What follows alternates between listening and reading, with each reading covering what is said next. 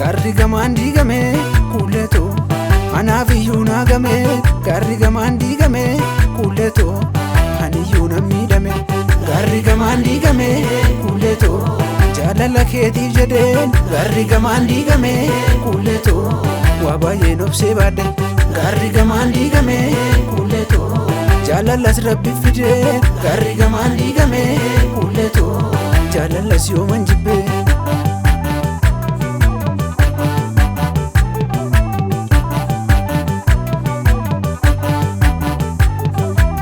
Saawwan adii jibbanii warri kee saawwan burree yaasanii. Ana hiyyummaa koof na jibbanii burreessoo bittaansanii. Jirruun biyya ormaati yaa qallootoo sitti na addeessanii. Karaa fagaate malee iftuu koo garaas nun daangeessanii.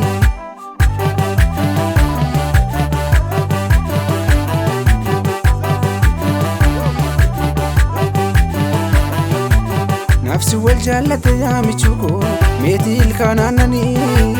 Nafsi wal jaallate konkoneetoo warri maaf sidaananii. Sitti tolaa qallootoo ormillee akka fedhe daaddisu.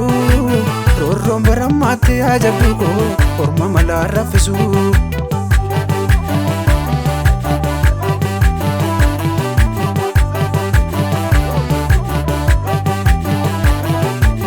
Qotiyyoo warra kee yaa waleekoo gaara dheeda yaa gurree. Adeemuun wallaala yaa qallootoo jaalala keenna hidhee. Dhoksanii nu naafu yaa kuuleetoo addaan nu fageessanii. Si'achi oliif jirra yaa iftuu koo karaas nun fageessanii.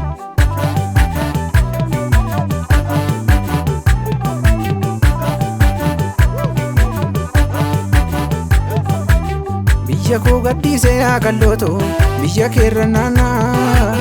Kawaanan si argu yaa iftuu koo garaa kiyya nanaa. Nan badee nan barbaadu iftuu koo mamna gatte akka ormaa. Hiyyummaa koo jibbitee qallootoo mamna tiraafta mormaa.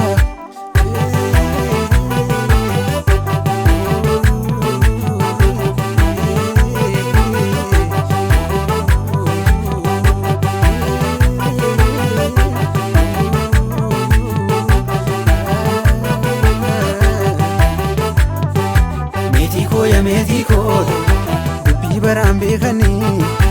Anaaf si wal jaallateen warri maaf si eeganii. Meetii koo yaa meetii koo jiruu fooyyessuuf baheen.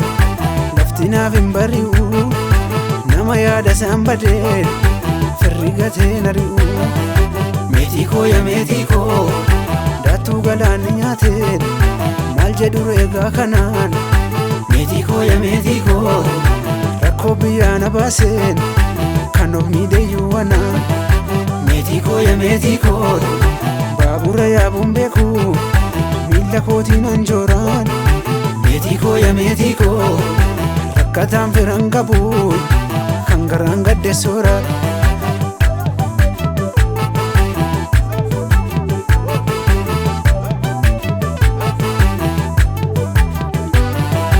Biyyoo biyya abbaa ofii miidhaarii beekii nachoorra bahee dhufaay mandii gubbaan eegii.